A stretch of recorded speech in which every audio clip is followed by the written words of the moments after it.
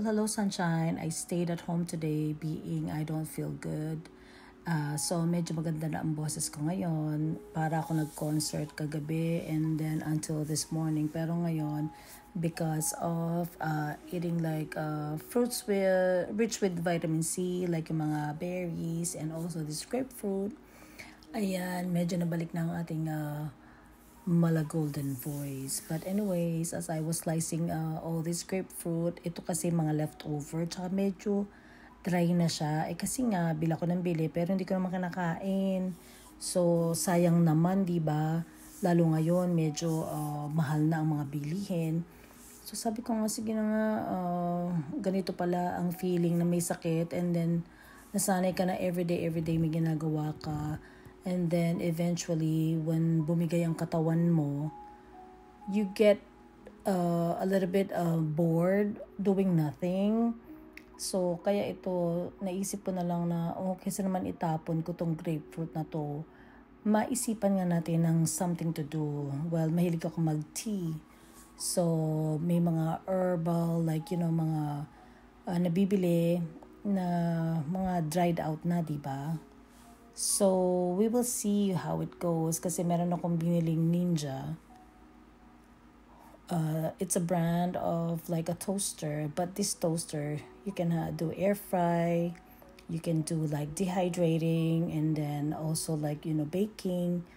So, sige na nga, since wala akong magawa today, might as well hiwain natin, slicein natin ang bawat himay-may ng grapefruit na ito kasi ayoko siya itapon. Tagal ko na siyang binili, guys, pero as you can see, okay pa rin naman. Kinain ko pa nga siya, masarap nga siya, manamis-namis, hindi siya actually maasim.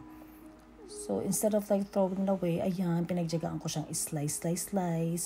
At sa sobrang talim ng aking kutsilyo, yung bagong bigay ni Vanji na chopping board, na yun, nagkagitla-gitla na. But anyways, very thankful kasi alam ng mga friends ko like Vanji, shoutout sa iyo Vanji, na kailangan ko ng palitan ng aking mga chopping board, kumakaway-kaway na, yung mga nagsingit-singit na alam na sa mga lumang chopping board, kailangan nang itapon. So, kita mo naman, medyo nagtatagal-tagal pa ako ng seeds, but anyway, sa simula lang iyan, pero hinayaan ko na rin hanggang sa matapos ko, yung hanggang sa the last one of it, hindi ko na tinanggal talaga ang mga seeds. Bakit pa naman? Hindi hayaan din nating matuyot din siya pag nilagay natin sa dehydrator, diba? So, ayun, first time ko na off and siguro bumigay ang katawan. I don't know, maybe because I'm too old now, kaya konting pagod, iniinda na ng katawan. Hindi katulad ng medyo mga nasa 40s tayo. Okay lang, sige lang, rampa ng rampa, hanggang kaya. Gusto mo pa nga, wala pang tulugan. So usually, ganun ang aking ang body clock. But now, I guess, 50 na siya. Kaya, ayun, bumibigay na.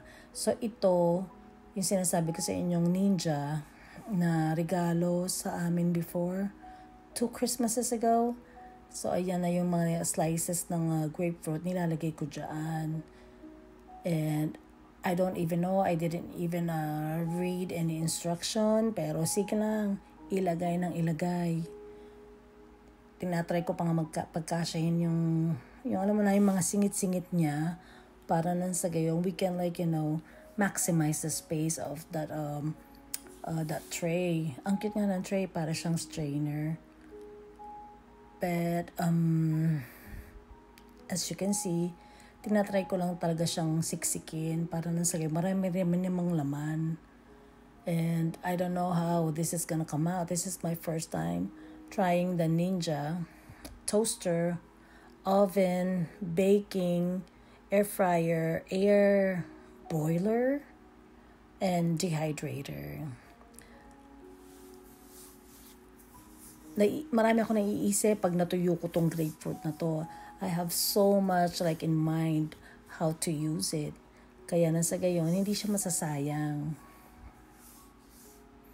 So this is like first, I guess, of the many things na gagawin ko using this Ninja like a dehydrator. So yan, ipinasok ko na siya, and then of course we have to like close it. But I'm still like kind of figuring out how to like, to turn on the knobs.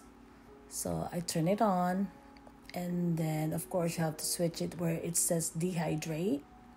And as you can see, akala ko nung una 6 minutes. 6 minutes lang yan. No guys, it's not 6 minutes, it's 6 hours. But carry na rin. Tingnan natin kung anong kalalabasan ng project na ito. So good luck na lang sa ating electric bill. At si Mr. Grant, makakarinig ako about it. But kiber ang lola mo, tuloy ang eksperimento. Siyempre, tinurn on pa natin ang feature niya na may lighting pa. So, nainip ako after 3 hours later. Oh my God. Ang tagal niya. Ang dami ko na nagawa. Nakapagkupit na ako ng buhok ni Tink sa paa niya. Nakapagsalang na ako ng labahin. Nakapaghugas na ako ng plato. Pero ayan pa rin siya. Lumalaban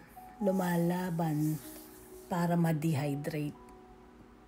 Pero siguro mas maganda kung tinuyo ko muna siya bago siya ipinasok dyan. But after 6 hours later, ayan na. Inopen na natin siya at wala na siyang tubig. Wala na siyang katas. Siya'y tagtuyot na. O diva, kay ganda. Ang tigas niya, day. Matigas pa sa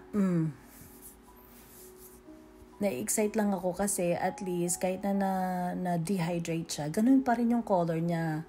Na-keep niya yung color niya as a grape fruit. Kaya ayan.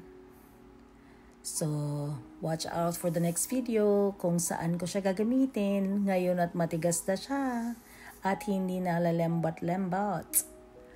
Thank you guys for watching. I love you all madami. And thank you for like keeping up with my craziness throughout my Facebook page.